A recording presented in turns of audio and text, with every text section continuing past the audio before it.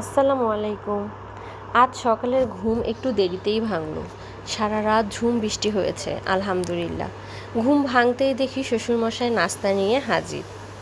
সুন্দর মতো নাস্তা করলাম। নাস্তা করে দৌড়ে চলে গেলাম রান্নাঘরে।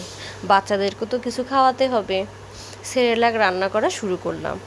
বাটারের মধ্যে একটু সেরেলাক দিয়ে ভেজে নিলাম।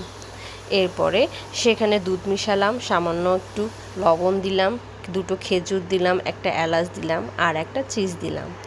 ঘন হয়ে এলে নামিয়ে ফেললাম। রেডি হয়ে গেল ওদের সকালের নাস্তা।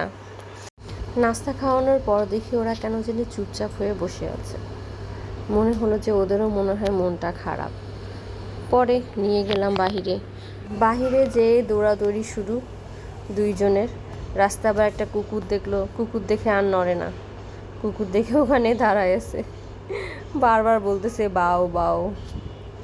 এরপরে স্কুলের সামনে গেছি। স্কুলের গেট ধরে দাঁড়ায় আছে, কিছুতেই ওখান থেকে নিয়ে আসতে পারলাম না। পরে এই যে দেওয়ালের এইগুলো আঁকা কি ওদেরকে দেখাইলাম। পরে দৌড়ে আসলো যে আল্লাহ, মাছ মাছ বাও। পরে এই যে মাছটাকে একটু আদর দিল, একটু আপ্পা দিল, মাছটাকে একটু ধরলো। কি যে খুশি মাছটাকে দেখে।